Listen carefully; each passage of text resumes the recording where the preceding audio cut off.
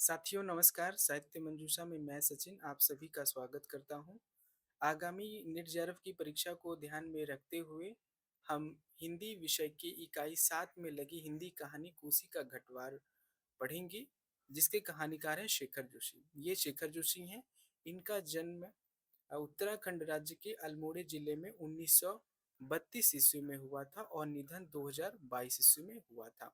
इस कहानी का हम संपूर्ण पाठ और इसकी व्याख्या और इसमें जो कुछ विशेष बातें हैं उनका विश्लेषण भी करते जाएंगे।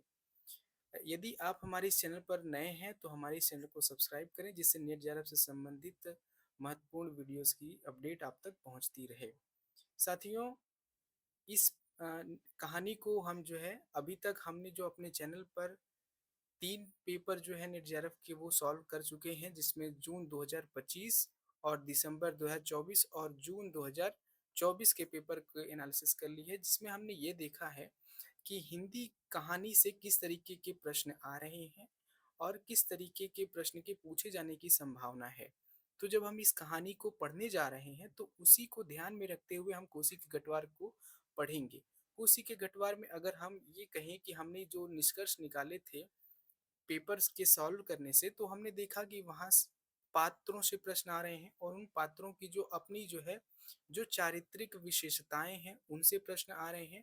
जो कथन है किस पात्र का कौन सा कथन है। और एक नई चीज हमने देखी इस एनालिसिस के दौरान प्रीवियस ईयर क्वेश्चंस के, देखा कि घटनाओं के क्रम भी पूछे जा रहे हैं कि कौन सी घटना पहले आ रही है और कौन सी घटना बाद में आ रही है।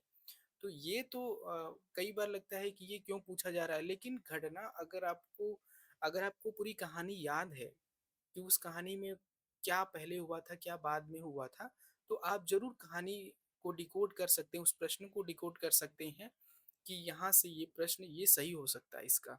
तो इसी आधार पर हम जब कहानी को पढ़ेंगे तो इन सारी चीजों को देखते हुए चलेंगे।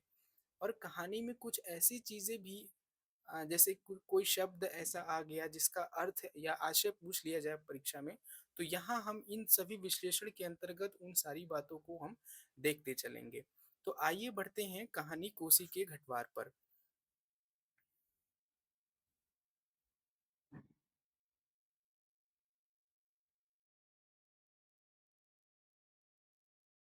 तो ये, हाँ, ये पीडीएफ है कोसी का घटवार कहानी संग्रह की।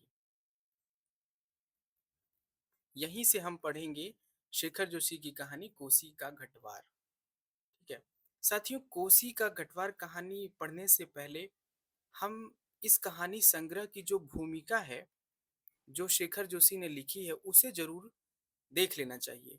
और मैं कहूँगा कि जब भी आप कोई रचना आपके पाठ्यक्रम में लगी हुई है, उन सभी के बारे में यही कहूँगा कि आप उसकी भूमिका को बिल्कुल ना छोड़ें। वहाँ से भी प्रश्न बनते हैं। पैटर्न जब हमने एनालिसिस किया था प्रीवियस ईयर क्वेश्चंस के, तो हमने देखा कि कई बार जो है भूमिका से प्रश्न बने हैं और भूमिका को जो है छोड़ना बिल्कुल नहीं है। तो चलिए हम आगे बढ़ते हैं। शेखर जोशी ने कोसी का घटवार कहानी संग्रह में भूमिका क्या लिखी है वो देखते हैं।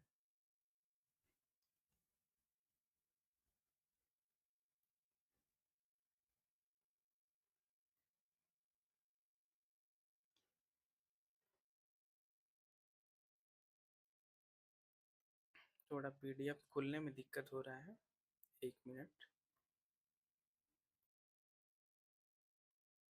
हम्म ये जो कोसी का घटवार कहानी संग्रह है, नया साहित्य प्रकाशन इलाहाबाद से प्रकाशित हुआ था।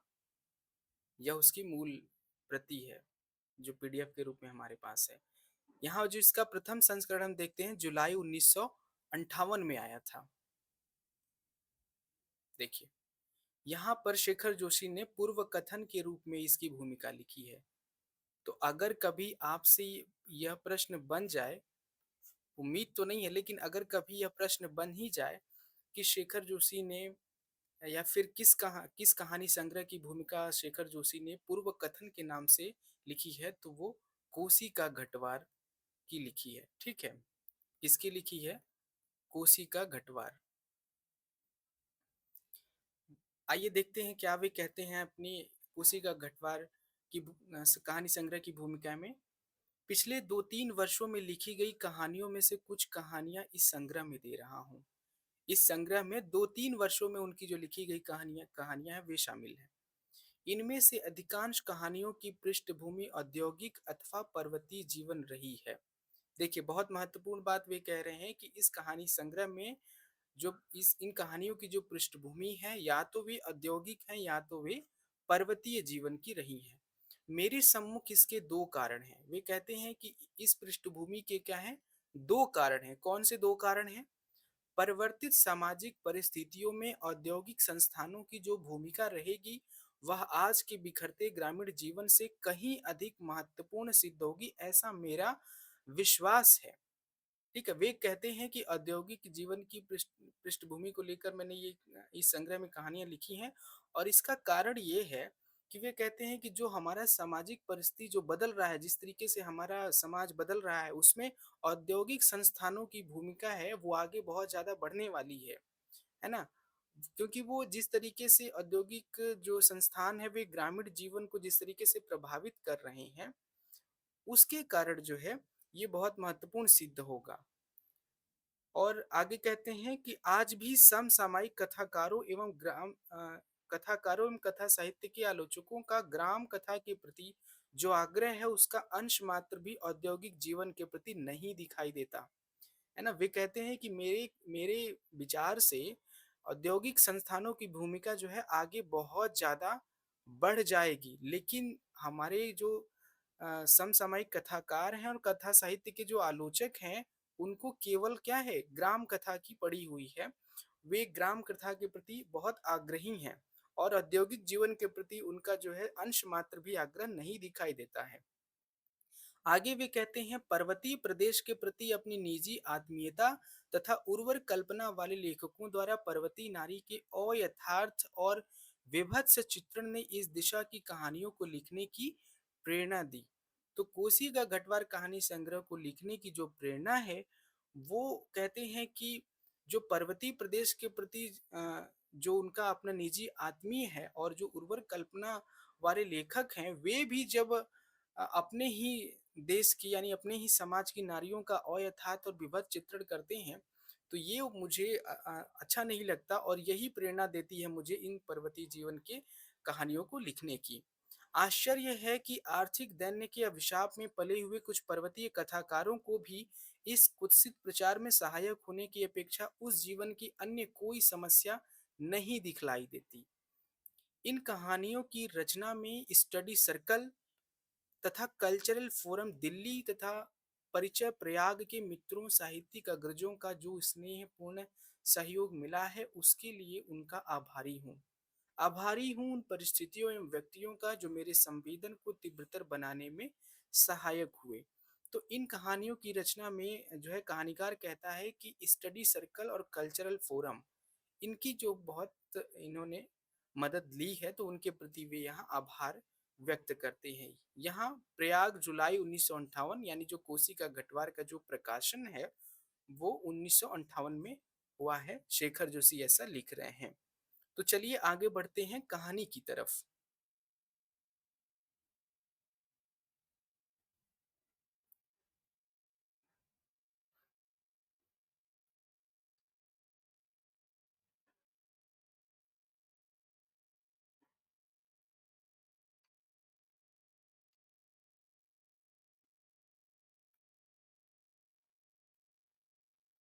कोसी का गठवार कहानी पर आगे बढ़ने से पहले हम इस कहानी संग्रह में कितनी कहानियां हैं और कौन-कौन सी कहानियां हैं, उन्हें जरूर देख लेते हैं। जिससे अगर ये कभी प्रश्न बने कि कोसी का गठवार में कितनी कहानियां हैं, या फिर कौन-कौन सी कहानी संकलित है या कौन सी संग्रहित नहीं है, तो ये अगर प्रश्न आ जाए तो उसे हम जरूर हल कर लें। जैसे दाज्यू, उस्ताद, कवि प्रिया, बंद दरवाजे, खुली खिड़कियां, किंग करोमी, जनार्दन, कोसी का घटवार, जी हजूरिया, पद्मा की कहानी, शुभो दीदी, बदबू। बदबू इनकी बहुत चर्चित कहानी है, बहुत लोकप्रिय कहें इनकी कहानी है, शेखर जोशी की कहानी। एक तो कोसी का घटवार जो हमारे पाठ्यक्रम में लगी हुई है, नेट के, और बदबू कहानी जो है ये बहुत विश्वविद्यालयों के पाठ्यक्रम में लगी हुई कहानी है, बहुत ही औद्योगिक जैसे ये कहानी जो है पर्वतीय मैं कहूँ कि यह कहानी पर्वतीय जीवन की जो है एक प्रतिनिधि कहानी है, तो ये बदबू जो है वो औद्योगिक जीवन की बहुत ही प्रतिनिधि कहानी के रूप में आती है। तो चलिए आगे बढ़ते हैं कहानी की तरफ।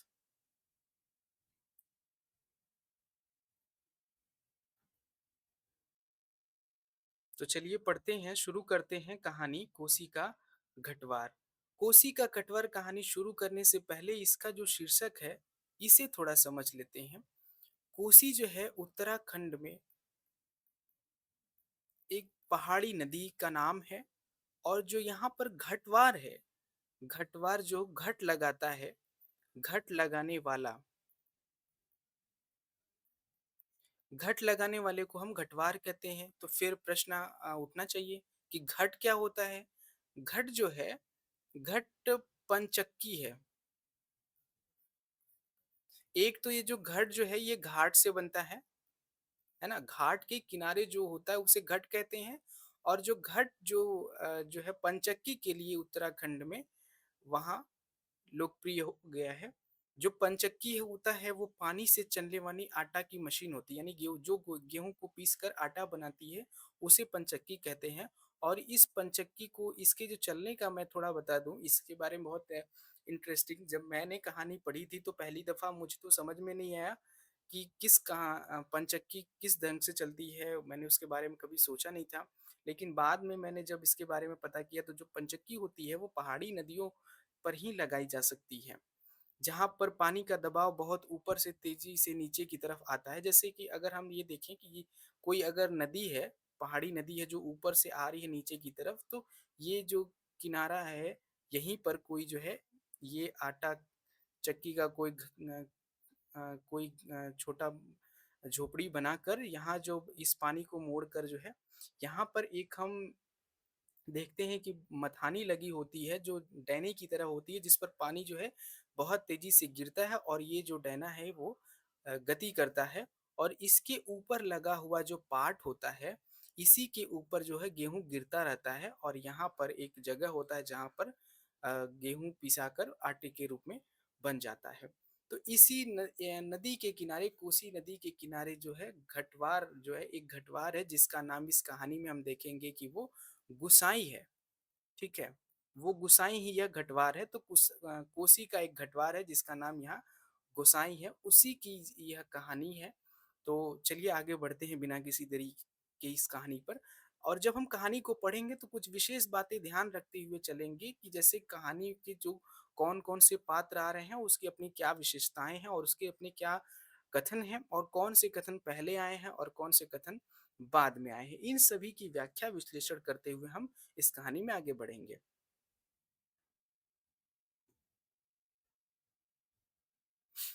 गुसाई का मन चिलम में भी नहीं लगा। मिहल की छां से उठकर वह फिर एक बार घट यानी पंचक्की के अंदर गया। तो जब कहानी शुरू होती है तो उसमें जो गुसाई है, गुसाई नामक जो पात्र है, उसका मन चिलम में नहीं लगा। यानी जब कहानी शुरू होती है तो जो गुसाई है वो चिलम लेकर बैठा होता है। चिलम यानी जो है तंबाकू।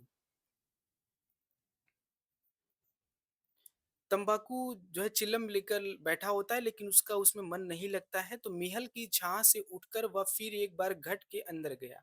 यहाँ जो घट है मिहल है वो कोई जो है सुस्ताने की जगह है, आराम करने की जगह। जैसे ये जो है घट घट हो गया यानी पंचक्की है यहाँ पर, तो कोई जगह आराम करने की यहाँ रही होगी जहाँ पर वह आराम कर रहा था और अपना जो है चिलम लेकर बैठा हुआ था, लेकिन उसका मन नहीं लगा।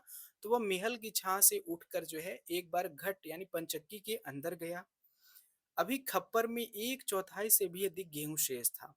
तो जब पंचक्की यानी घट के अंदर जाता है गुसाई तो खप्पर में कितना गेहूं शेष था? एक चौथाई गेहूं वहां पर शेष था। ये जो खप्पर है जिसमें गेहूं जो है डाला जाता है, ये तिकोना आकार का होता है जिसमें ऊपर से जो है गेहूं डाला जाता है और भरा जाता है। ये जो पार्ट होता है ये जो है चलते हैं जहां पर ये आटा यहाँ से गिरता रहता है। तो खप्पर में हाथ डालकर उसने व्यर्थ ही उल्टा पलटा और चक्की के पाटों के वृत्त में फैले हुए आटे को झाड़कर एक ढेर बना दिया। बाहर आते आते उसने फिर एक बार और खप्पर में झांक कर देखा जैसे यह जानने के लिए कि इतनी देर में कितनी पिसाई हो चुकी है, परंतु अंदर की मिकदार में कोई विशेष अंतर नहीं आया था। खस खस की ध्वनि के साथ अत्यंत धीमी गति से ऊपर का पार्ट चल रहा था। घट का प्रवेश द्वार बहुत कम ऊंचा था। खूब नीचे तक झुककर वह बाहर निकला।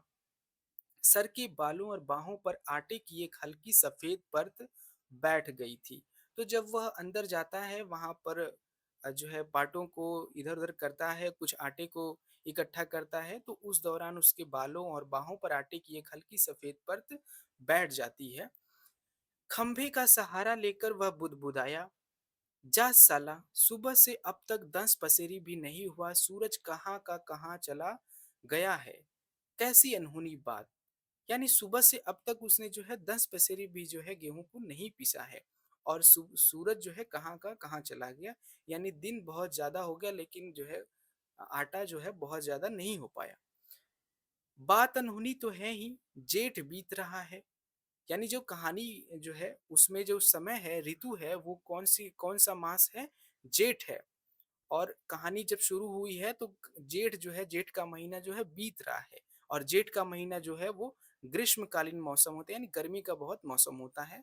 आकाश में कहीं बादलों का नाम निशान ही नहीं।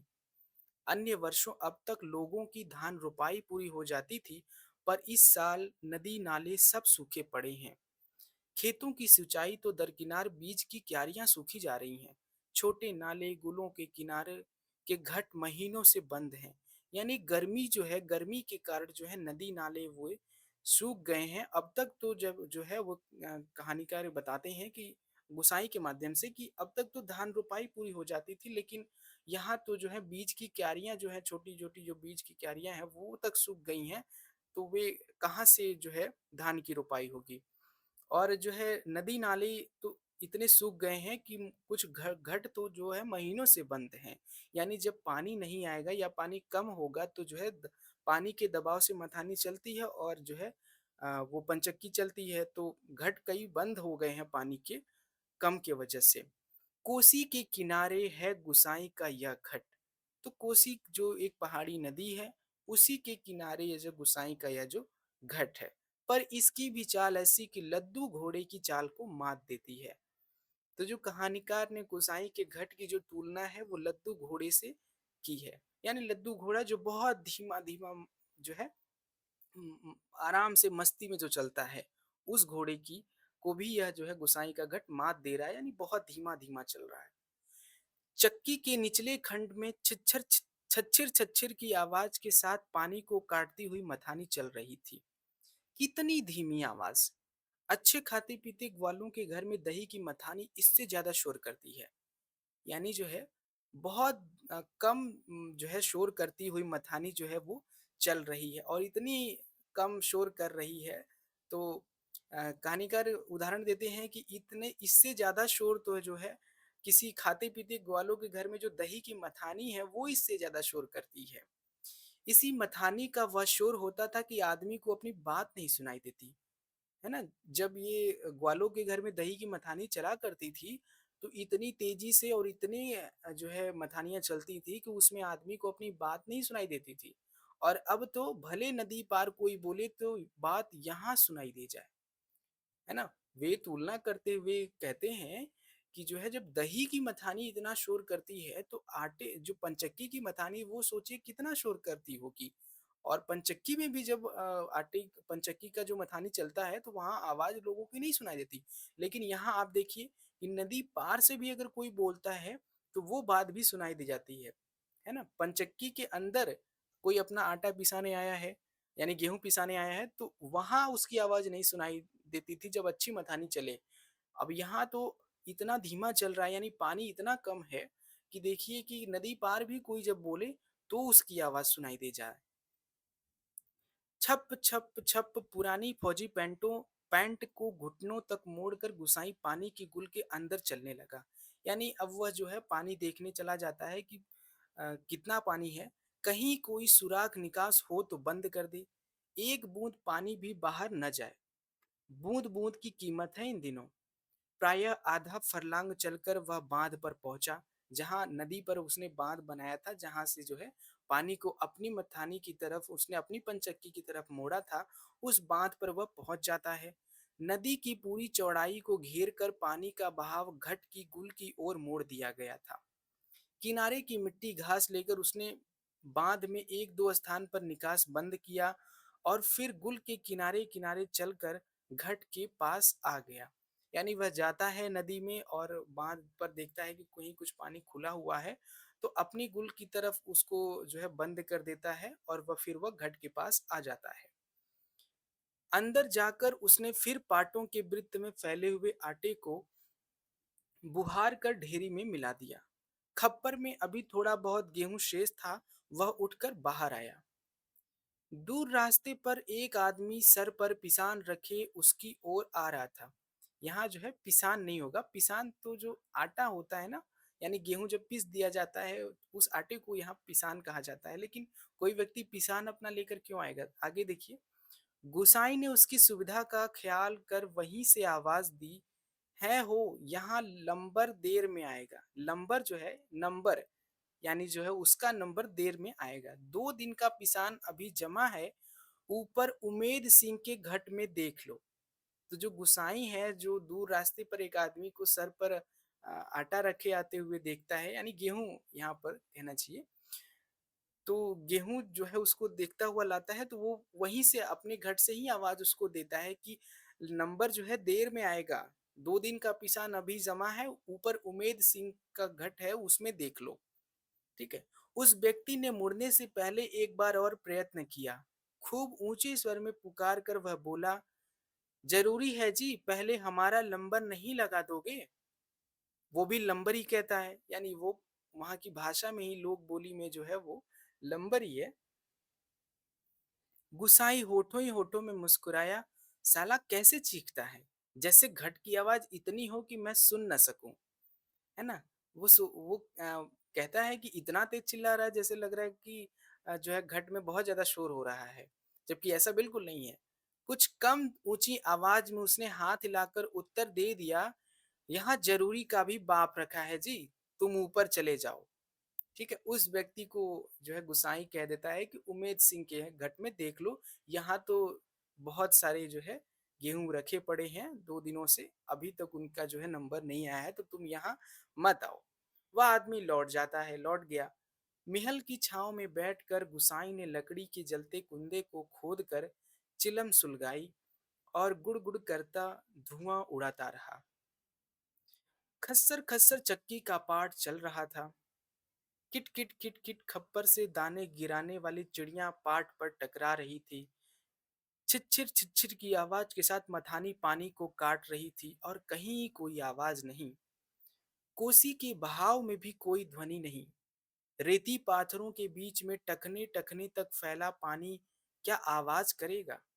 पानी के गर्भ से निकलकर छोटे छोटे पत्थर भी अपना सर उठाए आकाश को निहार रहे थे। यानी बहुत जो है पानी में से पत्थर निहार रहे थे कि क्या उपमा है यहाँ पे।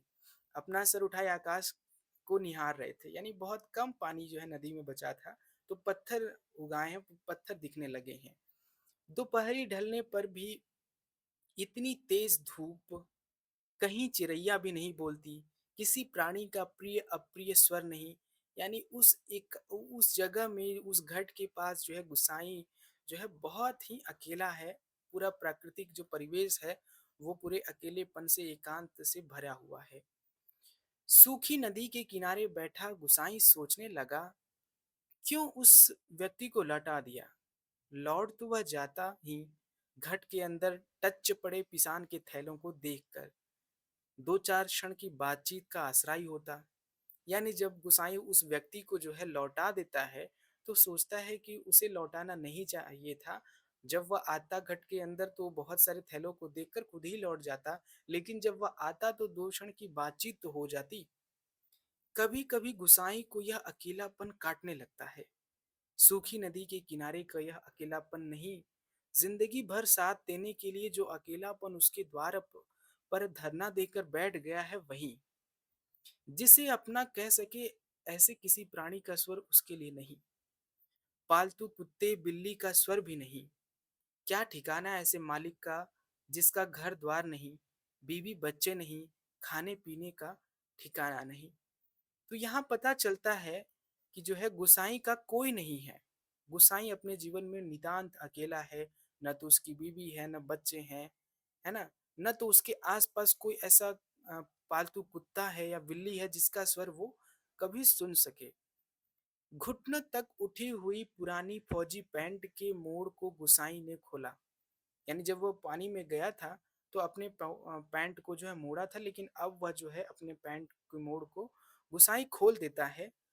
गुल में चलते हुए थोड़ा भाग भीग गया था। यहाँ पर जो गुल है वो पानी के इकट्ठा होने की जगह को यहाँ गुल कहा गया है।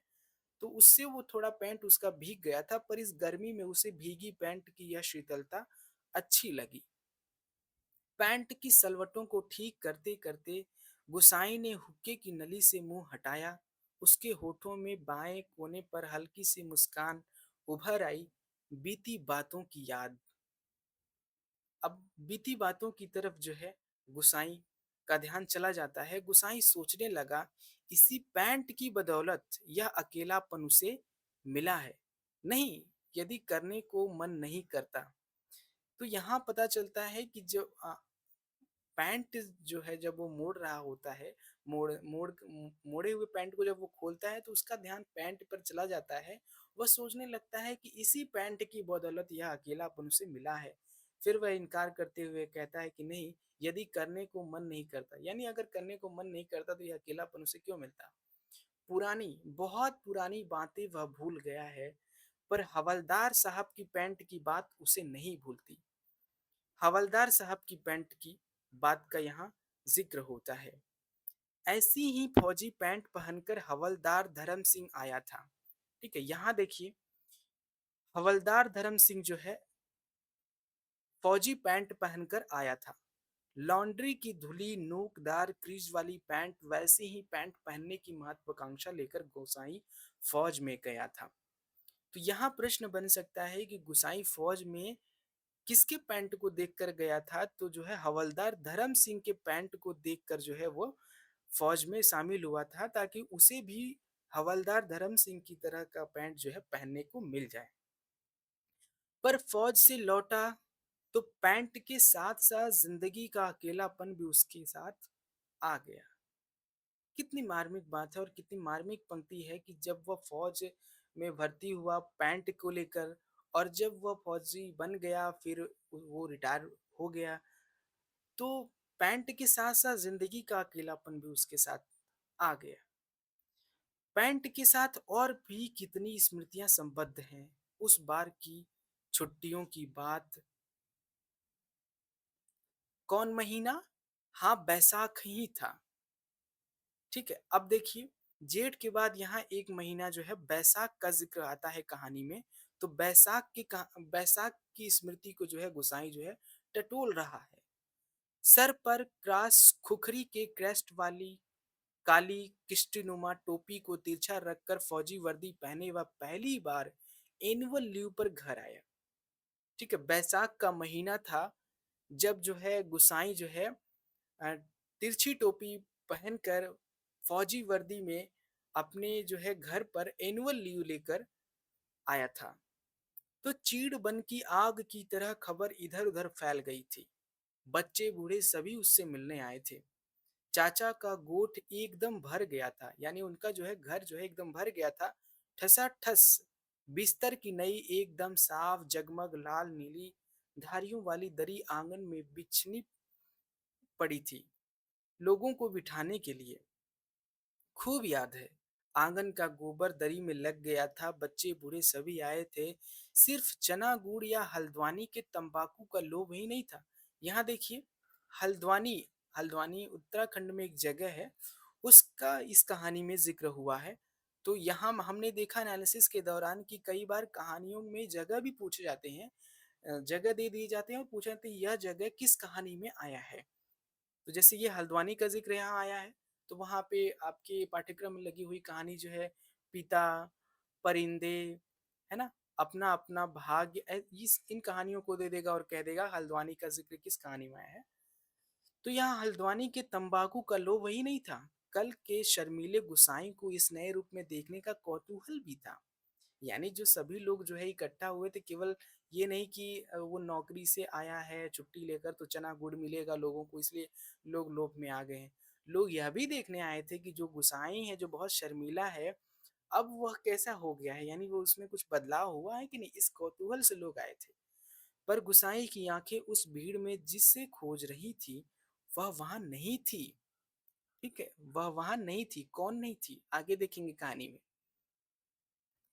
नाले पार के अपने गांव से भैंस के कटैया को खोजने के बहाने दूसरे दिन लक्ष्मा आई थी। ठीक है, लक्ष्मा जो है उसके गांव में आई थी, पर गुसाई उस दिन उससे मिल न सका। ठीक है, गुसाई और लक्ष्मा का जो है अपना पूर्व प्रेम है, इस कहानी में यहाँ पता चलता है। गांव के छोकरे ही गुसाई की जान को बवाल हो गए थे। बुढ़े नरसिंह प्रधान उन दिनों ठीक ही कहते थे। यहाँ देखिए, जो गुसाई का गांव है, उस गांव के जो प्रधान है उनका नाम यहाँ क्या है, नरसिंह। हवलदार धर्म सिंह, ग्राम प्रधान नरसिंह। वे क्या कहते थे गुसाई के बारे में? आजकल गुसाई को देखकर सुबनिया का लड़का भी अपनी फटी घेर की टोपी को तिरछी पहनने लग गया है। दिन रात बिल्ली के बच्चों की तरह छोकरे उसके पीछे लगे रहते थे, सिगरेट बीड़ी या गपशप के लोभ में। तो ये जो कथन है वो नरसिंह का है कि जो है बच्चे जो हैं अब जो है गुसाई के आगे पीछे लगे रहते हैं। एक दिन बड़ी मुश्किल से मौका मिला था उसे लक्ष्मण को पात पतेल के लिए जंगल जाते देखकर वह छोकरों से कांकड़ के शिकार का बहाना बनाकर अकेले जंगल को चल दिया था। गांव की सीमा से बहुत दूर काफल के पेड़ के नीचे गुसाई के घुटने पर सर रखकर लेटी लेटी लक्ष्मा काफल खा रही थी। तो गुसाई और लक्ष्मा का जो है पूर्व प्रेम है, लेकिन जब वह गांव में आता है तो बहुत सारे जब लोग इकट्ठा हैं तो उस इकट्ठेपन में जो है लक्ष्मा उसे कहीं नहीं दिखाई देती। लेकिन एक दिन जो है जब लक्ष्मा जो है पात पतेल के लिए यानी पत्तों के लिए और लकड़ियों के लिए जब जंगल में जाती है तो उसे देखकर जो है अपने दोस्तों से जो है अपने छोकरों से यानी जो अपने साथियों से जो है जान छुड़ाकर वो बहाना बनाकर जंगल की ओर चल देता है और वहां पर वह लक्ष्मा से मिलता है। गांव की बहुत सीमा से गांव की सीमा से बहुत दूर वो मिलता है।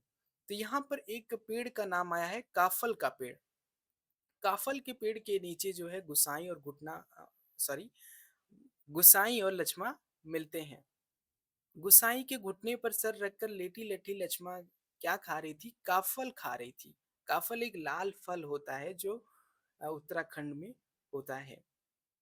पके गजराए गहरे लाल लाल काफल।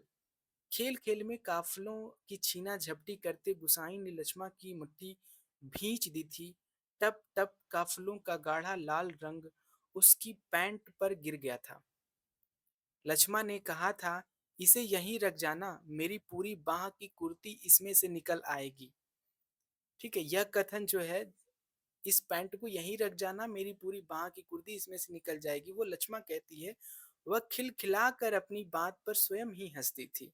यानी दोनों में अपना प्रेमालाप हो रहा है और उनकी अपनी बातचीत हो रही है।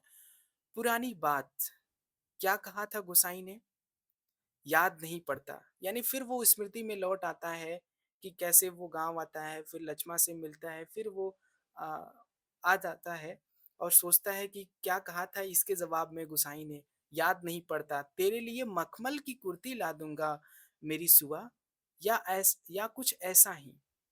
है ना, वो सोचता है कि मैंने जवाब में कहा था कि मैं तेरे लिए मखमल की कुर्ती ला दूंगा मेरी सुआ, या कुछ ऐसा ही वो कहा था, वो उसे याद नहीं पड़ रहा है। पर लक्ष्मा को मखमल की कुर्ती किसने पहनाई होगी? पहाड़ी पार के रमुआ ने, जो तुरी निशान लेकर उसे ब्याने आया था, जिसके आगे पीछे भाई बहन नहीं, माई बाप नहीं, परदेश में बंदूक की नोक पर जान रखने वाले को छोकरी कैसे दे दे हम? लक्ष्मा के बाप ने कहा था। है ना, वो अपनी यादों में है और सोच रहा है कि उसे किसने जो है मखमल की कुर्ती पहनाई होगी। क्या उस रमुआ ने, रमुआ यहाँ पर राम को राम को रमुआ संबोधन किया गया है, क्या उस रमुआ ने उस जो उसके शादी के लिए यानी ब्याहने के लिए आया था, क्या उसने उसको मखमल की कुर्ती पहनाई होगी? और लक्ष्मण के बाप ने क्या कहा था? जब उसे पता चलता है कि लक्ष्मण और गुसाई के बीच प्रेम है, तो वो कहता है कि मैं कैसे इस ऐसे व्यक्ति को अपनी बेटी ब्याह दूँ, जिसके आगे-पीछे कोई भाई-बहन नहीं, माई-बाप नहीं है, परदेश में बंदूक की नोक पर जान रखने वाला व्यक्ति है, जो हमेशा बंदूक की नोक पर रहता है और कभी भी उसकी जान जा जा सकती है।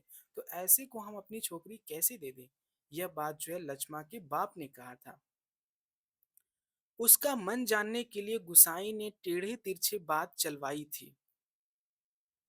उसी साल मंगसिर की एक ठंडी, उदास शाम को गुसाई की यूनिट के सिपाही किशन सिंह ने क्वार्टर मास्टर स्टोर के सामने खड़े-खड़े उससे कहा था, हमारे गांव के राम सिंह ने जिद की, तभी छुट्टियां बढ़ानी पड़ी। इस साल उसकी शादी थी, खूब अच्छी औरत मिली है यार। शक्ल सूरत भी खूब है, एकदम पटाखा, बड़ी हंसमुख है। तुमने तो देखा ही होगा, तुम्हारे गांव के नजदीक के ही है। लक्ष्मा लक्ष्मा कुछ ऐसा ही नाम है। यहाँ पर फिर वो याद करता है कि उसके शादी की बात कैसे पता चली थी। तो उसके जो गुसाई की यूनिट का जो सिपाही है किशन सिंह उसे बताता है कि हमारे जो गांव का राम सिंह है, उससे जो है लक्ष्मा नाम की जो है एक लड़की की शादी हुई है। गुसाई को याद नहीं पड़ता कौन सा बहाना बनाकर वह किशन सिंह के पास से चला आया था। रम डे था उस दिन। हमेशा आधा पैग लेने वाला गुसाई उस दिन 2 पैग रम लेकर अपनी चारपाई पर पड़ गया था, है ना? यानी कि जब उसे यह पता चला था कि किशन सिंह ने बता दिया जब कि राम सिंह से लक्ष्मा की शादी हो गई है, तो जो हमेशा आधा पैग जो है रम लेता था यानी जो है शराब लेता था, उस दिन उसने 2 पैग लेकर अपनी चारपाई पर पड़ गया था। हवलदार मेजर ने दूसरे दिन पेशी करवाई थी। मलेरिया प्रिकॉशन न करने के अपराध में सोचते-सोचते गुसाई बुदबुदाया, साला एडजुटेंट। गुसाई सोचने लगा उस साल छुट्टियों में घर से विदा होने से एक दिन पहले वह मौका निकालकर लक्ष्मा से मिला था।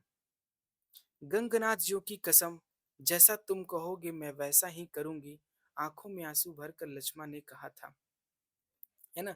इस बीच जो है शादी से पहले वह सोचता है कि एक दिन जो है छुट्टियों में वह घर से यानी जब वह छुट्टियों में घर आया था तो उस टाइम जो है उसने जो है एक बार जो है लक्ष्मा से मिला था और लक्ष्मा ने कहा था, गंगनाथ जी की कसम, जैसा तुम कहोगे मैं वैसा ही करूंगी, आंखों में आंसू भरकर लक्ष्मा ने कहा था।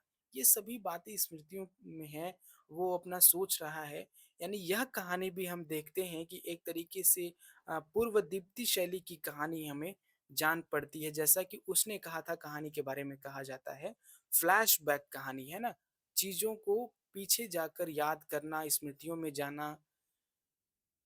तो देखिए, वर्षों से वह सोचता आया है कभी लक्ष्मा से भेंट होगी तो वह अवश्य कहेगा कि वह गंगनाथ का जागर लगाकर प्रायश्चित जरूर कर ले। ठीक है? अभी इसके पहले जब हमने इस चैनल पर जो है प्रीवियस ईयर क्वेश्चन के जो एनालिसिस किए हैं, उसमें इस कहानी से यह प्रश्न आया था कि कहानी में जो घटनाएँ हैं वो पहले कौन से आई हैं, वो बात कौन से आई हैं? यानी जो घटनाएँ हैं, जो प्रसंग हैं, उनके क्रम को लगाने को पूछा गया था। तो उसमें कुछ पहले पैराग्राफ की पंक्तियों को, कुछ बीच के पैराग्राफ की पंक्तियों को उठाया गया था। तो ये जो है प्रसंग भी उस यानी ये प्रसंग भी उस प्रश्न के विकल्प में था कि गंगनाथ का जागर लगाकर प्रायश्चित जरूर कर ले। तो यह कौन कहता है, ये कौन सोच रहा है? तो ये गुसाई सोच रहा है कि जब वह मिलेगा, अब मिलेगा तो वह, क्योंकि उसकी शादी हो गई है राम सिंह से, तो अब जब वह मिलेगा तो उससे ज़रूर कहेगा कि गंगानाथ का जागर लगाकर वह प्रायश्चित ज़रूर कर ले, क्योंकि उसने कहा था ना कि जैसा तुम कहोगे मैं वैसा ही करूँगी, लेकिन उसने तो राम सिंह से ब्याह कर लिया। देवी-देवताओं की झूठी कस्में खाकर उन्हें नाराज़ करने से क्या लाभ? जिस पर भी गंगनाथ का कोप हुआ वह कभी फल-फूल नहीं पाया। पर लक्ष्मा से कब भेंट होगी, यह वह नहीं जानता। लड़कपन के संगी साथी नौकरी-चाकरी के लिए मैदानों में चले गए हैं। गांव की ओर जाने का उसका मन नहीं होता। लक्ष्मा के बारे में किसी से पूछना उसे अच्छा नहीं लगता।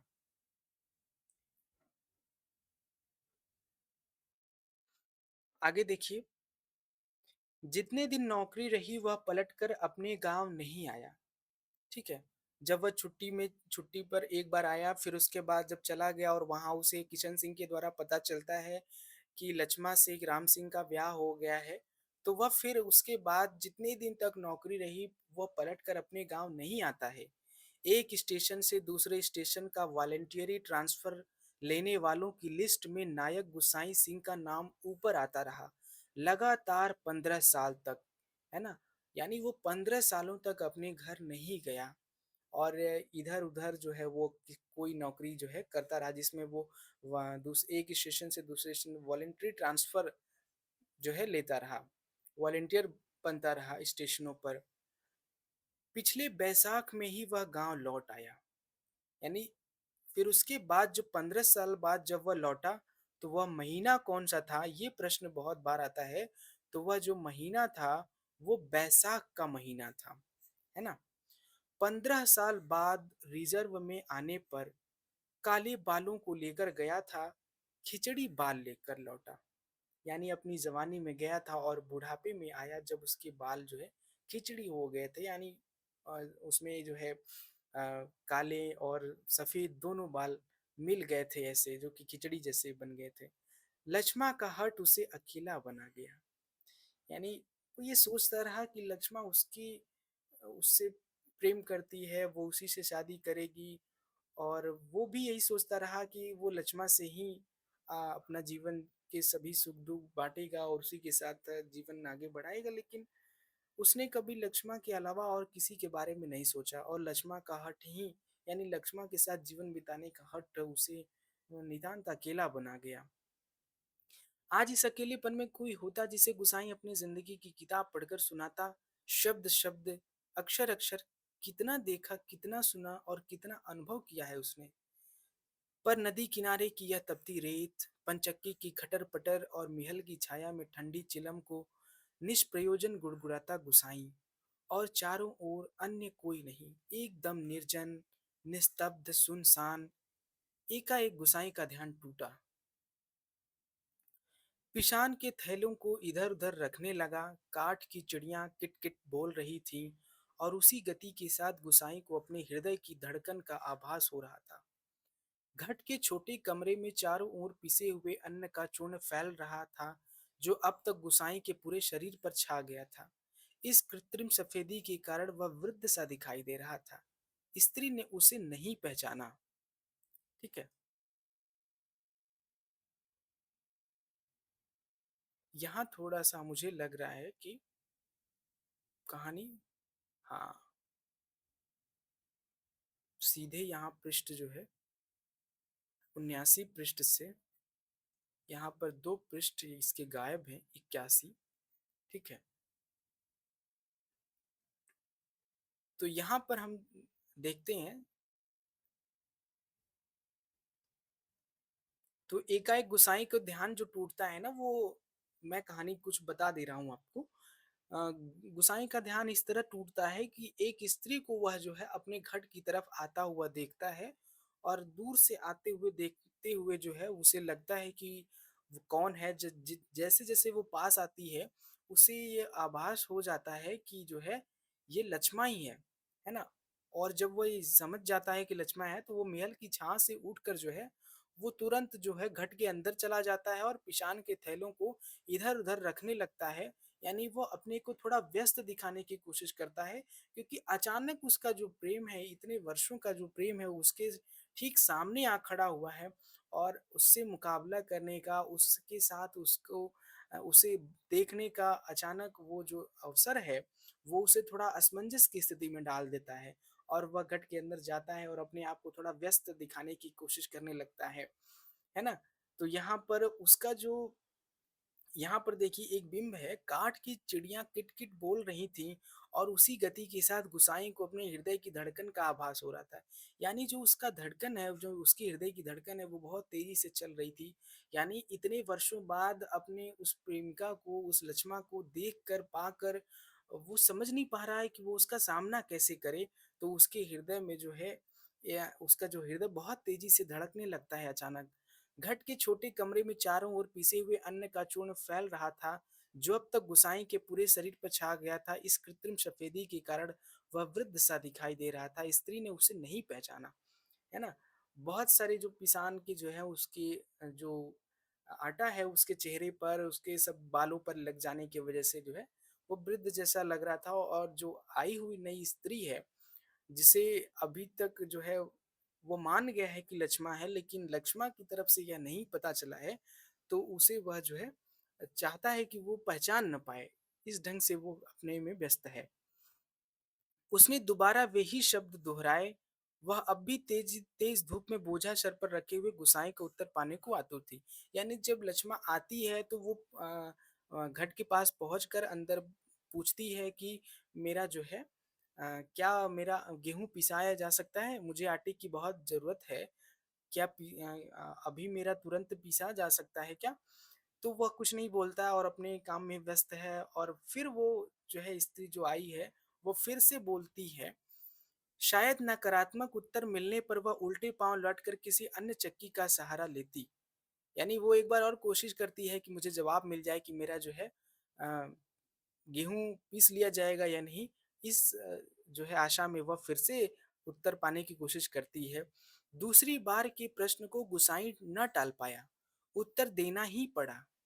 यहाँ पहले ही टीला लगा है, देर तो होगी ही, उसने दबे-दबे स्वर में कह दिया। ठीक है? स्त्री ने किसी प्रकार की अनुनय विनय नहीं की। शाम के आटे का प्रबंध करने के लिए वह दूसरी चक्की का सहारा लेने को लौट पड़ी। यानी जब वह कह देता है कि यहाँ तो पहले से ही टीला लगा है गेहूं का, देर तो होगी ही, तो जो है जो आई हुई स्त्री है वो जो है शाम के आटे यानी उसके घर में शाम तक का आटे का प्रबंध नहीं है। वो जब आती है तो वो यही कहती है कि मेरे यहाँ जो है शाम के आटे तक का प्रबंध नहीं है, क्या मेरा जो है आटा मुझे मिल सकता है आज तुरंत? तो वो कहता है कि यहाँ तो पहले से ही टीला लगा हुआ है। तो जब वह ऐसा कहता है तो वह लौट जाती है। गुसाई कमर झुकाकर घर से बाहर निकला। है ना? जब वो मना कर देता है, तो फिर जब वो स्त्री जो है लौटने लगती है, तो वो बाहर निकलता है। मुड़ते समय स्त्री की एक झलक देखकर उसका संदेह विश्वास में बदल गया था। है ना? अभी तक जो वो संदेह की स्थिति में था कि यह ज़रूर लक्ष्मा ही है, जब वह देखता है, मुड़ते हुए उसकी उसकी जो एक झलक देख लेता है, तो उसे विश्वास हो जाता है कि ये लक्ष्मा ही है। हताश सा वह कुछ क्षणों तक उसे जाते हुए देखता रहा और फिर अपने हाथों तथा सिर पर गिरे हुए आटे को झाड़कर वह एकदम एक दो कदम आगे बढ़ा। उसके अंदर की किसी अज्ञात शक्ति ने जैसे उसे वापस जाती हुई उस स्त्री को बुलाने को बाध्य कर दिया। आवाज देकर उसे बुला लेने को उसने मुंह खोला, परंतु आवाज न दे सका। एक झिझक, एक असमर्थता थी जो उसका मुंह बंद कर रही थी। वह स्त्री नदी तक पहुंच चुकी थी। गुसाई के अंतर में तीव्र उथल-पुथल मच गई। इस बार आवेग इतना तीव्र था कि वह स्वयं को नहीं रोक पाया। लड़खड़ाती आवाज में उसने पुकारा, "लक्ष्मा!" है ना? अब जो है वो बहुत जो उसके अंदर जो ऊहापोह था, अब तक की अभी संदेह में था मैं इससे बोलूँ कि ना बोलूँ, क्या बोलूँ? जब उसका विश्वास पूरा हो जाता है कि हाँ, लक्ष्मा ही है, तब भी वह उसके अंदर एक जो है मन में काफ़ी ऊहापोह होती है कि कैसे कहे, क्या कहे? लेकिन वो अपने आप को रोक नहीं पाता है और तेज़ी से पुकारता है लक्ष्मा को। घबराहट के कारण वह पूरे ज़ोर से आवाज़ नहीं दे पाया था। स्त्री ने ये आवाज़ नहीं सुनी, है ना? इस बार गुसाई ने स्वस्थ होकर पुनः पुकारा, लक्ष्मा। लक्ष्मा ने पीछे मुड़कर देखा, मायके में उसे सभी इसी नाम से पुकारते थे। यह संबोधन उसके लिए स्वाभाविक था, परंतु उसे शंका शायद यह थी कि चक्की वाला एक बार पिसान स्वीकार न करने पर भी दोबारा उसे बुला रहा है या उसे केवल भ्रम हुआ है। उसने वहीं से पूछा, मुझे पुकार रहे हैं जी? गुसाई ने संयत स्वर में कहा, हाँ, ले आ, हो जाएगा। अब उसने जो है अ, इतने वर्षों बाद मिली लक्ष्मा को पुकारता है और पुकार कर बुलाता है और कहता है कि लेते आओ अपना जो है गेहूं, हो जाएगा। लक्ष्मा क्षण भर रुकी और फिर घट की ओर लौट आई। अचानक साक्षात्कार होने का मौका न देने की इच्छा से गुसाई व्यस्तता का प्रदर्शन करता हुआ मिहल की छाव में चला गया। यानी उसे बुलाकर वो सोचता है कि सीधे सीधे जब मिलूंगा तो उस चीज़ को मैं कैसे जो है उसका सामना उसको फ़ेस कैसे करूँगा? तो अपने आप को थोड़ा व्यस्त दिखाने का एक क्रम करता है, उपक्रम करता है, वो महल की छाँव में सुस्ताने चला जाता है। लक्ष्मण पिसान का थैला घट के अंदर रख आई, बाहर निकलकर उसने आंचल के कोर से मुंह पोंछा। तेज धूप में चलने के कारण उसका मुंह लाल हो गया था। किसी पेड़ की छाया में विश्राम करने की इच्छा से उसने इधर-उधर देखा। मेहल के पेड़ की छाया में घट की ओर पीठ किए गुसाई बैठा हुआ था। निकट स्थान में दाड़िम के एक पेड़ की छांव को छोड़कर अन्य कोई बैठने लायक स्थान नहीं था। यानी जहाँ महल की छाँ है उस वहीं पे एक दाड़िम दाड़िम एक पौधा है, एक पेड़ है, उसी पेड़ की छाँ को छोड़कर अन्य कोई बैठने लायक स्थान नहीं था। तो यहाँ जो है दाड़िम का पेड़ भी आता है। दाड़िम भी एक पहाड़ी पेड़ है। वह उसी ओर चलने लगी। गुसाई की उदारता के कारण ऋणी सी होकर ही जैसे उसने निकट आते आते कहा, तुम्हारे बाल बच्चे जीते रहें घटवार जी। बड़ा उपकार का काम कर दिया तुमने। ऊपर के घट में भी जाने कितनी देर में लंबर मिलता। यानी लक्ष्मण कहती है उसके प्रति थोड़ा अपना जो है ऋणी भाव आभार व्यक्त करती है कि अच्छा किया तुमने मुझे बुला लिया, लेकिन अभी जो है सभी घटों की यही स्थिति है, ऊपर के घट में भी बहुत देर से मेरा नंबर आता। अजात संतति के प्रति दिए गए आशीर्वचनों को गुसाई ने मन ही मन विनोद के रूप में ग्रहण किया। अभी ऊपर कहा ना लक्ष्मण ने कि तुम्हारे बाल बच्चे जीते रहें गुसाई जी। तो गुसाई जो है उसको मन ही मन विनोद का रूप लेता है, उसको उस पर प्रतिक्रिया करता है और थोड़ा जो है वो अंदर ही अंदर हंसता है। इस कारण उसकी मानसिक उथल पुथल कुछ कम हो गई।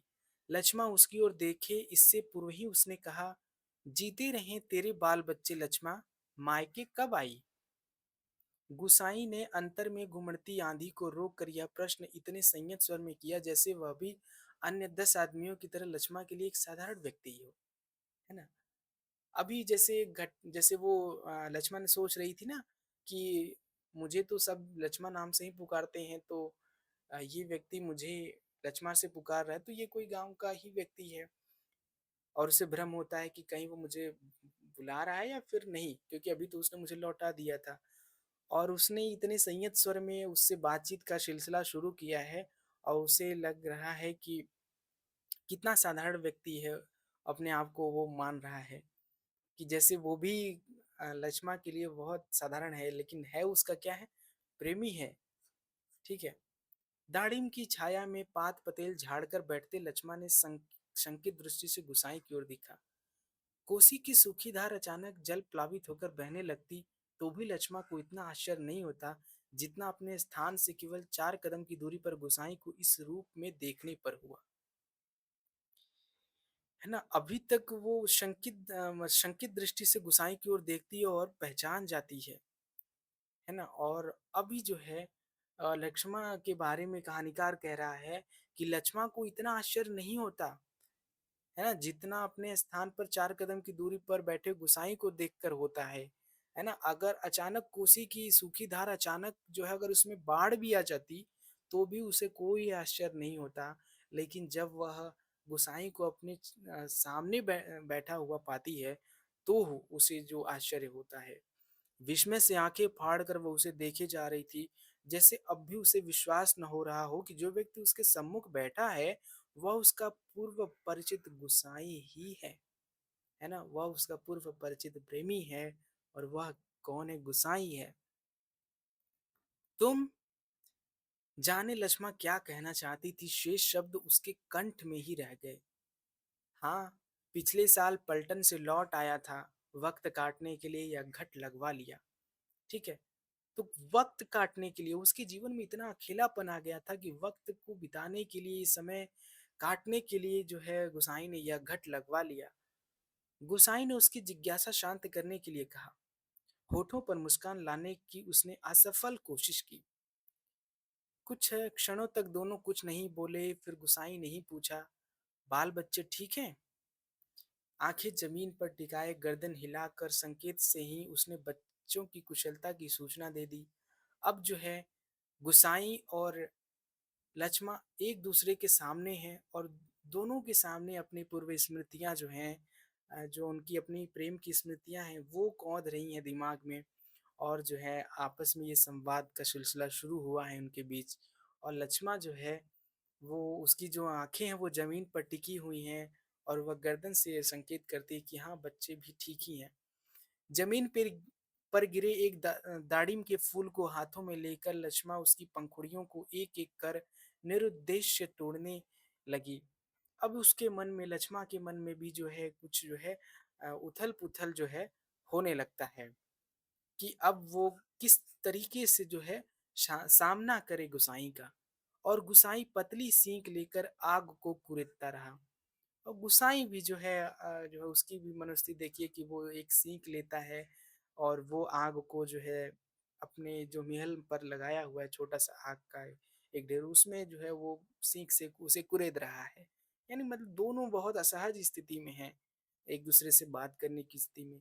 बातों का क्रम बनाए बनाए रखने के लिए गुसाई ने पूछा, "तू अभी और कितने दिन मायके ठहरने वाली है?" अब लक्ष्मण के लिए अपने को रोकना असंभव हो गया, ठीक है? अब देखिए कि अगर आपसे ये पूछा जाए कि लक्ष्मा जो है गुसाई के घाट पर कहाँ से आती है, तो अपने मायके से आती है, अपने ससुराल से नहीं आती है। एक महत्वपूर्ण प्रश्न बन सकता है। तो अब जो है लक्ष्मा कहती है कि जब वो पूछता है ना कि मायके कब तक रहने वाली हो, तो वो कहती है टप-टप वह सिर नीचा किए आँसू गिराने लगी। सिसकियों के साथ-साथ उसके उठते-गिरते कंधों को गुसाई देखता रहा। यानी बहुत तेज़ी से वो सिसकियाँ लेने लगी, रोने लगी लक्ष्मा। उसे यह नहीं सूझ रहा था कि वह किन शब्दों में अपनी सहानुभूति प्रकट करे। इतनी देर बाद सहसा गुसाई का ध्यान लक्ष्मा के शरीर की ओर गया। उसके गले में काला चरेऊ, सुहाग चिन्ह नहीं था, है ना? काला चरेऊ ये प्रश्न बन सकता है कि काला चरेऊ जो है ये प्रश्न बना भी है कि कोसी का गढ़वाल कहानी में जो काला चरेऊ है उसका आशय क्या है? तो उसका जो आशय है वो सुहाग चिन्ह होता है। जो है काला चरेऊ जो भी महिला अगर पहनी है तो वो सुहागन है, अगर वो नहीं पहनी है तो वो सुहागन नहीं है। तो उसका जो गुसाई का ध्यान है उसके गले में जाता है और वो देखता है कि उसके गले में तो काला चरेऊ जो है ही नहीं। हतप्रभ सा गुसाई उसे देखता रहा। अपनी व्यावहारिक अज्ञानता पर उसे बेहद झुंझलाहट हो रही थी, है ना?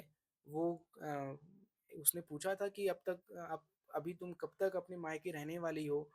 तो अब उसे अज्ञानता पर अपने जो है अफ़सोस हो रहा है कि उसके गले में काला चरेऊ नहीं है, यानी कि उसका पति जो है वो अब नहीं रहा। तो वो उसे अपनी अज्ञानता पर थोड़ा झुँझलाहट होती है। आज अचानक लक्ष्मण से भेंट हो जाने पर वह उन बातों को भूल गया जिन्हें वह कहना चाहता था।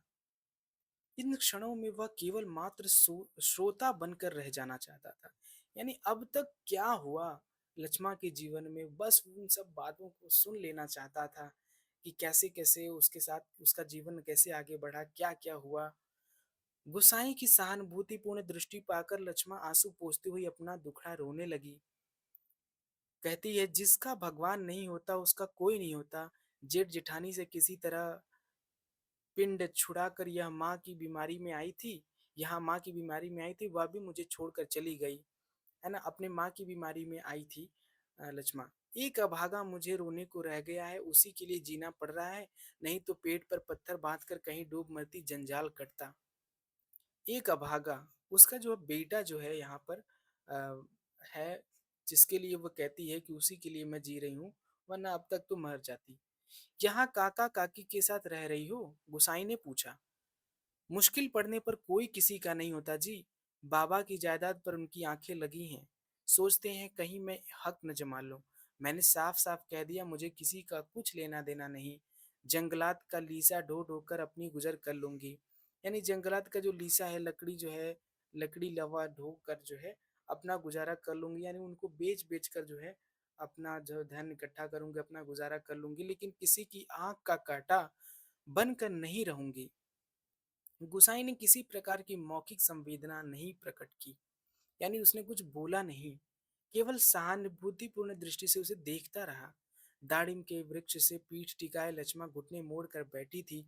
गुसाई सोचने लगा, 15-16 साल किसी की जिंदगी में अंतर लाने के लिए कम नहीं होते। समय का यह अंतराल लक्ष्मा के चेहरे पर भी एक छाप छोड़ गया था, पर उसे लगा उस छाप के नीचे वह आज भी 15 वर्ष पहले की लक्ष्मा को देख रहा है। कितनी तेज धूप है इस साल। लक्ष्मा का स्वर उसके कानों में पड़ा, प्रसंग बदलने के लिए ही, जैसे लक्ष्मा ने यह बात जानबूझकर कही हो। यहाँ पे बातचीत बोझिल हो रहा था, तो लक्ष्मा ने मौसम की तरफ अपना ध्यान जो है अ, अ, मतलब दोनों की संवाद को जो है मौसम की तरफ उसने टाल दिया। और अचानक उसका ध्यान उस ओर चला गया जहाँ लक्ष्मा बैठी थी। दाड़िम की फैली-फैली अधढकी डालों से छनकर धूप उसके शरीर पर पड़ रही थी। सूरज की एक पतली किरण न जाने कब से लक्ष्मा के माथे पर गिरी हुई एक लट को सुनहरी रंगीनी में डुबा रही थी। गुसाई एकटक उसे देखता रहा। दोपहर तो बीत चुकी होगी, लक्ष्मा ने प्रश्न किया। तो गुसाई का ध्यान टूटा। हाँ, अब तो 2 बजने वाले होंगे, उसने कहा। उधर धूप लग रही हो तो इधर आजा छाँव में, कहता हुआ गुसाई एक जम्हाई लेकर अपने स्थान से उठ गया। नहीं, यही ठीक है, कहकर लक्ष्मण ने गुसाई की ओर देखा, लेकिन वह अपनी बात कहने के साथ ही दूसरी ओर को देखने लगा था। घट में कुछ देर पहले डाला हुआ पिसान समाप्ति पर था। नंबर पर रखे हुए पिसान की जगह उसने जाकर जल्दी जल्दी लक्ष्मा का अनाज खप्पर में खाली कर दिया। यानी दूसरे का जो नंबर लगा था, उसको उसने नहीं करके अभी जो लक्ष्मा उसके आई थी उसका अनाज उसने जो है खप्पर में डाल दिया। धीरे धीरे चलकर गुसाई गुल के किनारे तक गया। अपनी उंगली से भर भर कर उसने पानी पिया और फिर पास ही एक बंजर घट के अंदर जाकर पीतल और अल्मुनियम के कुछ बर्तन लेकर आग के निकट लौट आया। ठीक है। पीतल और अल्मुनियम के बर्तन लेकर वह आता है। आस-पास पड़ी हुई सूखी लकड़ियों को बटोर कर उसने आग सुलगाई और एक काली पुती बटलोई में पानी रख कर जाते-जाते लक्ष्मा की ओर मुँह कर कह गया, चाय का टाइम भी हो रहा है, पानी उबल जाए तो पत्ती डाल देना, पुड़िया में पड़ी है।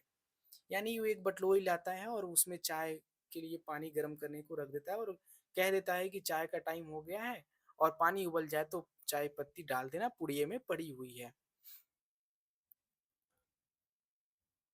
लक्ष्मा ने कोई उत्तर नहीं दिया। वह उसे नदी की ओर जाने वाली पगडंडी पर जाता हुआ देखती रही।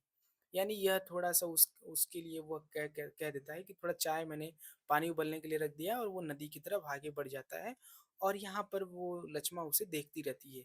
सड़क किनारे की दुकान से दूध लेकर लौटते लौटते, यानी वह दूध लेने जो है गया होता है। दूध लेकर लौटते-लौटते गुसाई को काफ़ी समय लग गया था। वापस आने पर उसने देखा एक 6-7 वर्ष का बच्चा लक्ष्मा की देह से सट कर बैठा हुआ है। तो जब वह दूध लेकर लौटता है तो देखता है कि लक्ष्मा के पास जो है एक 6-7, बच्चे की उम्र कितनी है? 6-7 वर्ष का बच्चा जो है लक्ष्मा की देह से सट कर बैठा था। बच्चे का परिचय देने की इच्छा से जैसे लक्ष्मा ने कहा, इस छोकरे को घड़ी भर के लिए भी चैन नहीं मिलता। जाने कैसे पूछता खोजता मेरी जान खाने को यहाँ भी पहुँच गया है।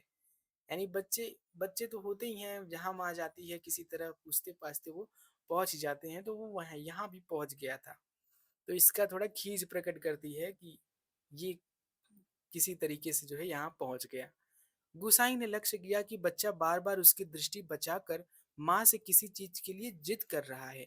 एक बार झुठलाकर लक्ष्मा ने उसे झिड़क दिया, "चुप रह, अभी लौटकर घर जाएँगे, इतनी सी देर में मरा क्यों जा रहा है?" यानी कुछ सामान है वहाँ पड़ा हुआ जिसकी जिद वो कर रहा है, तो लक्ष्मा उसे डाँटती है। चाय के पानी में दूध डालकर गुसाई फिर बंजर घट में गया।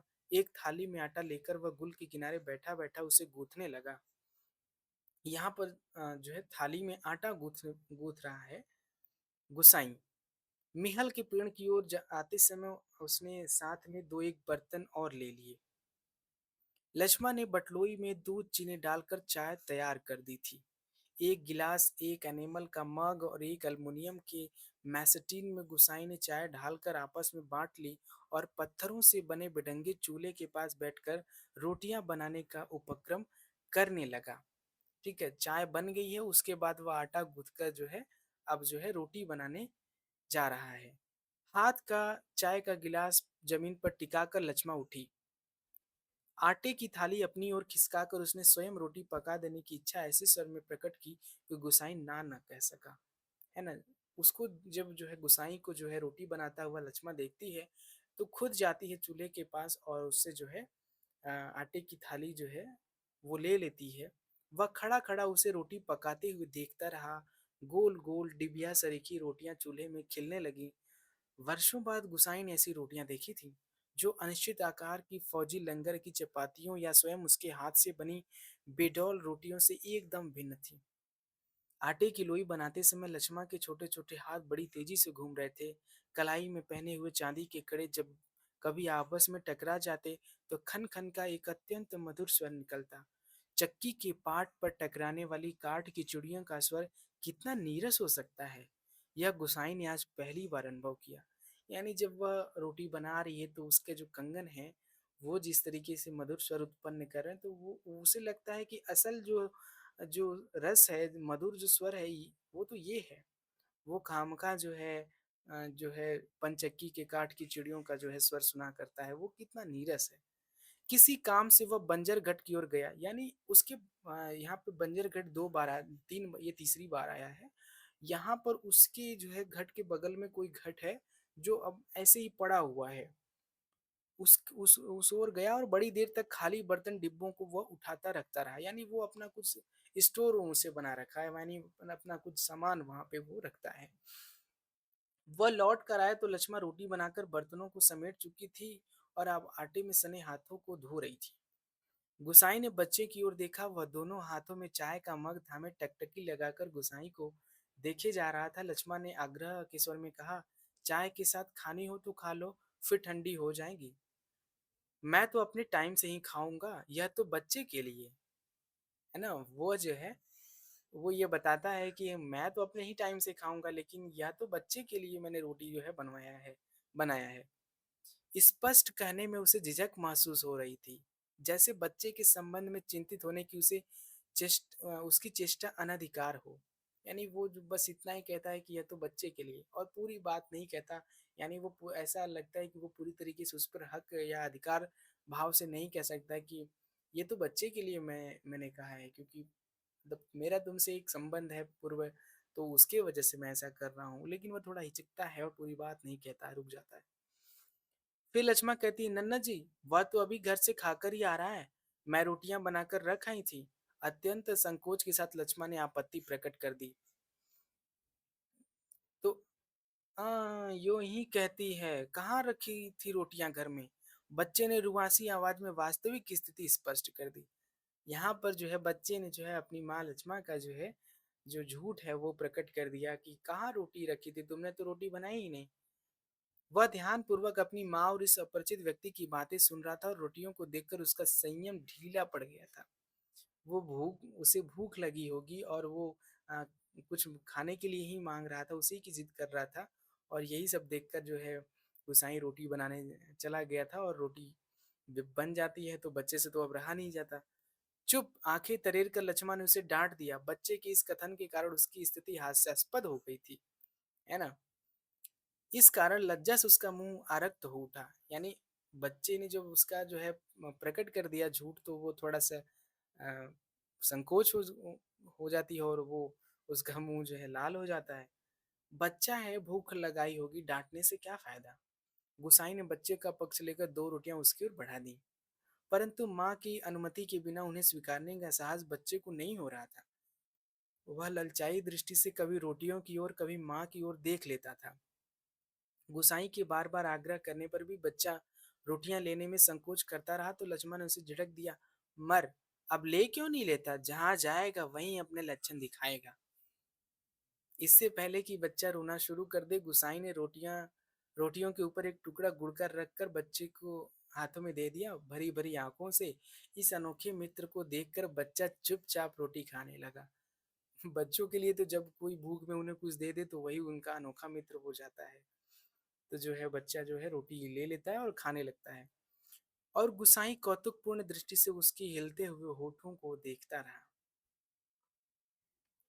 इस छोटे से प्रसंग के कारण वातावरण में एक तनाव सा आ गया था, जिसे गुसाई और लक्ष्मण दोनों ही अनुभव कर रहे थे। यह जो तनाव था, इसका कारण क्या था? लक्ष्मण ने झूठ बोला था कि उसने खाना बनाकर जो है आई है, लेकिन बच्चा कहता है ऐसा नहीं है। यानी उसकी जो गरीबी है, उसकी जो स्थिति है, वो प्रकट हो जाती है और यहाँ पर तनाव दोनों के बीच आ जाता है कि लक्ष्मण की स्थिति क्या से क्या हो गई। स्वयं भी एक रोटी को चाय में डुबाकर खाते-खाते गुसाई ने जैसे इस तनाव को कम करने की कोशिश में ही मुस्कुराकर कहा, लोग ठीक ही कहते हैं, औरत के हाथ की बनी रोटियों में स्वाद ही दूसरा होता है। अब रोटी बन गई, चाय के साथ वह खा रहा है तो वो हाथ जो लक्ष्मा के हाथ की रोटियों की तारीफ करता हुआ कहता है कि औरतों के हाथ की जो है बनी रोटियों में तो अलग ही स्वाद होता है। लक्ष्मा ने करुण दृष्टि से उसकी ओर देखा, गुसाई हो कर खोखली हंसी हंस रहा था। कुछ साग सब्जी होती तो बेचारा एक आधी रोटी और खा लेता। गुसाई ने बच्चे की ओर देखकर अपनी विवशता प्रकट की, यानी केवल रोटी चाय खाता देखकर उसे लग रहा है कि अगर कुछ शाक सब्जी भी होती तो उसे वो और अच्छे से खा लेता। ऐसे ही खाने पीने वाले की तकदीर लेकर पैदा हुआ होता तो मेरे भाग क्यों पड़ता। 2 दिन से घर में तेल नमक नहीं है, आज थोड़े पैसे मिले हैं, आज ले जाऊंगी कुछ सौदा। ठीक है। यहाँ पर प्रकट हो जाता है लक्ष्मा के द्वारा ही, वह सोचती है कि अब क्या ही छुपाऊं, बता ही देती हूँ। वह कहती है कि साग सब्जी ही खाना होता तो वो मेरे भाग में क्यों पैदा होता ये बच्चा। 2 दिन से घर में तेल नमक नहीं है तो सोचिए आप कैसे खाना बन रहा होगा। आज थोड़े पैसे मिले हैं, आज ले जाऊंगी कुछ सौदा, कुछ सामान ले जाऊंगी तो बनाऊंगी। हाथ से अपनी जेब टटोलते हुए गुसाई ने संकोचपूर्ण स्वर में कहा, लक्ष्मा। लक्ष्मण ने जिज्ञासा से उसकी ओर देखा। गुसाई ने जेब से एक नोट निकालकर उसकी ओर बढ़ाते हुए कहा, ले काम चलाने के लिए यह रख ले, मेरे पास अभी और है। परसों दफ्तर से मनी ऑर्डर आया था। वह उसे कुछ आर्थिक मदद करना चाहता है, वो उसकी तरफ पैसे बढ़ा देता है। नहीं नहीं जी, काम तो चल ही रहा है, मैं इस मतलब से थोड़े ही कह रही थी, यह तो बात बात में चल गई थी तो मैंने कहा। कहकर लक्ष्मण ने सहायता लेने से इनकार कर दिया। गुसाई को लक्ष्मण का यह व्यवहार अच्छा नहीं लगा। रूखी आवाज में वह बोला, दुख तकलीफ के वक्त ही आदमी आदमी के काम नहीं आया तो बेकार है।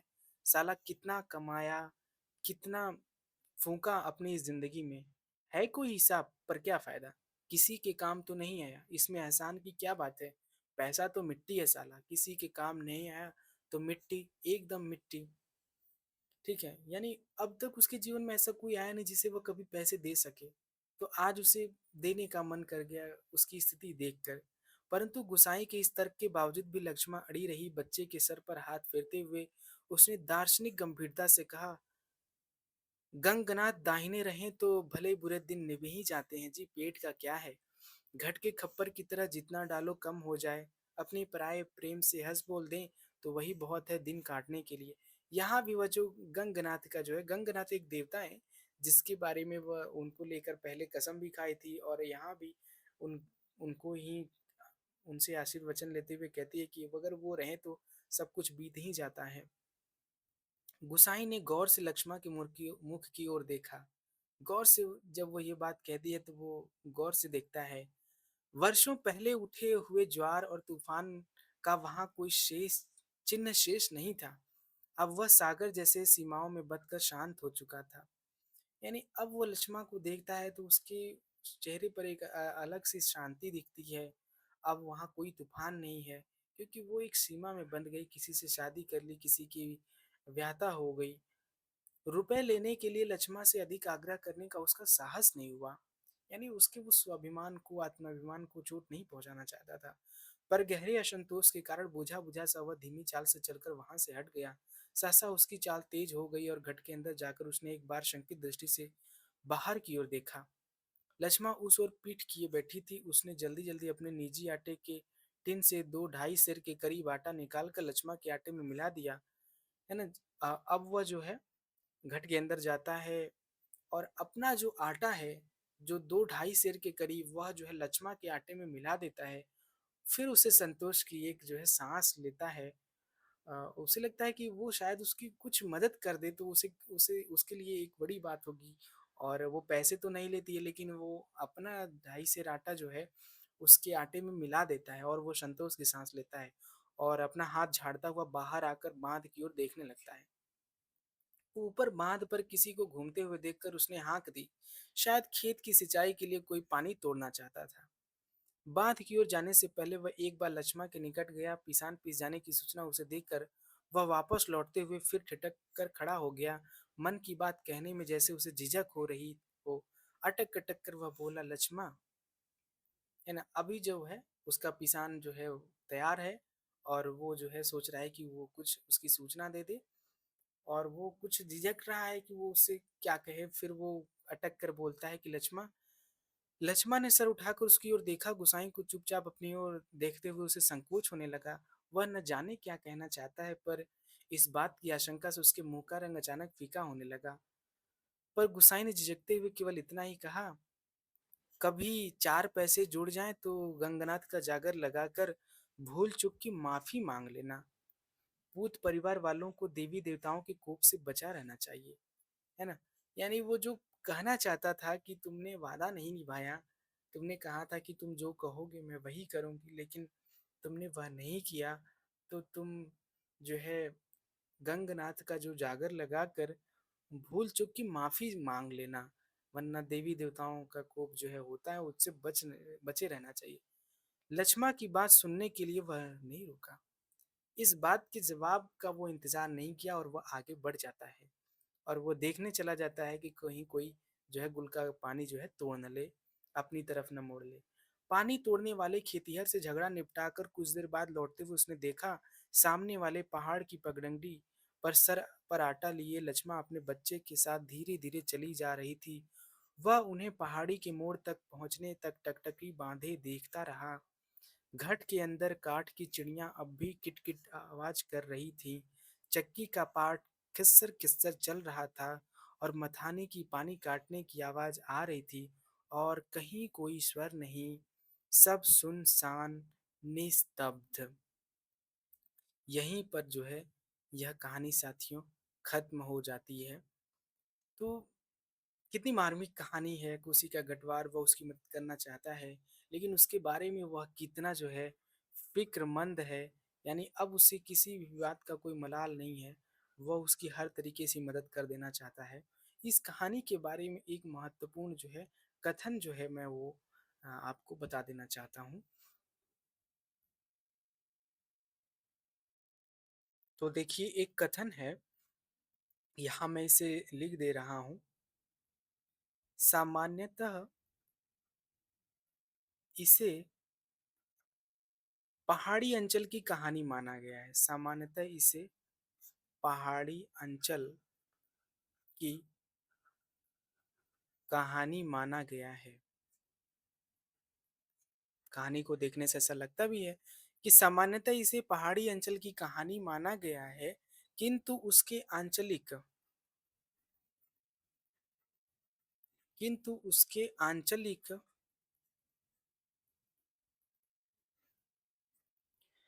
कहानी का व्याकरण नहीं मिलेगा। किंतु जो है किंतु उसके आंचलिक कहानी का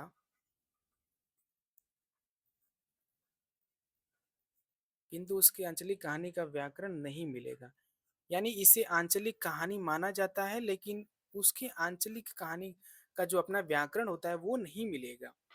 बल्कि स्मृति को टटोला जाए तो बल्कि स्मृति को टटोला जाए तो इसमें उसने कहा था कहानी के अवशेष मिलेंगे। इसमें उसने कहा था कहानी के अवशेष मिलेंगे।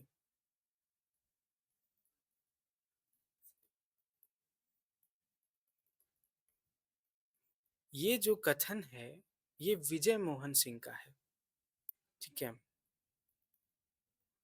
विजय मोहन सिंह का यह कथन है। तो यह कथन कहना क्या चाहता है? विजय मोहन सिंह इस कहानी के बारे में यह टिप्पणी करते हैं कि सामान्यतः तो इसे पहाड़ी अंचल की कहानी माना जाता है, किंतु उसके आंचलिक कहानी का व्याकरण जो है इसमें नहीं मिलता है। यानी जो आंचलिक कहानी का अपना जो एक व्याकरण होता है वो इस कहानी में उस तरीके से नहीं आता है, बल्कि स्मृति को टटोला जाए तो उसमें इसमें उसने कहा था कहानी के अवशेष जो है मिलते हैं। यानी अगर आप उसने कहा था कहानी को अगर आप पढ़े हैं तो आप समझ सकते हैं कि इसमें उसने कहा था कहानी की वही पूर्व दीप्ति शैली है, वही प्रेम है, और प्रेम का वो उदात्त रूप, है ना? जिसके बारे में आचार्य शुक्ल उसने कहा था, कहानी के बारे में कहते हैं कि जो है वो किसी भी प्रकार से रोता हुआ नहीं है। ऐसा प्रेम जो किसी प्रकार का उसमें ऐसी भावुकता नहीं है, जहाँ पे वो रोना चाहता है उसके लिए जो है उसको उसको लेकर बहुत परेशान है, लेकिन उसके लिए बहुत कुछ कर गुज़रने का जो उसके अंदर एक कोशिश है, यानी वो अपनी जान पर खेल कर जो है, जो लैला सिंह है, वो अपनी प्रेमिका के पति और उसके पुत्र को जो है बचाता है, वहाँ पर उसकी जो प्रेम का उदात्त रूप देखने को मिलता है। यहाँ भी कहीं न कहीं वो अवशेष दिखता है, वही प्रेम का वही उदात्त रूप, है ना? कुछ कर गुज़रने की जो यहाँ पे कोशिश है, उसके लिए मदद, उसके लिए उसकी फ़िक्र करना, उसके बच्चे की फ़िक्र करना, तो ये इस कहानी को थोड़ा अलग बनाती है और वो उसने कहा था कहानी का एक अवशेष सा मालूम पड़ती है विजय मोहन सिंह को। तो हाँ, ये बात बहुत ठीक है इस कहानी के बारे में। तो साथियों, ये रही ये कहानी। आप सभी का बहुत-बहुत धन्यवाद, आपने इसे देखा। आगे हम इसी तरह दूसरी कहानी में मिलेंगे और यदि आपको यह वीडियो पसंद आया, मेरे पढ़ाने का तरीका पसंद आया, तो आप मेरे इस चैनल को सब्सक्राइब करें, शेयर करें और जो कुछ आपको लगा उसके बारे में अपनी राय और टिप्पणी भी ज़रूर दें। तो मिलते हैं अगले वीडियो में। नमस्कार।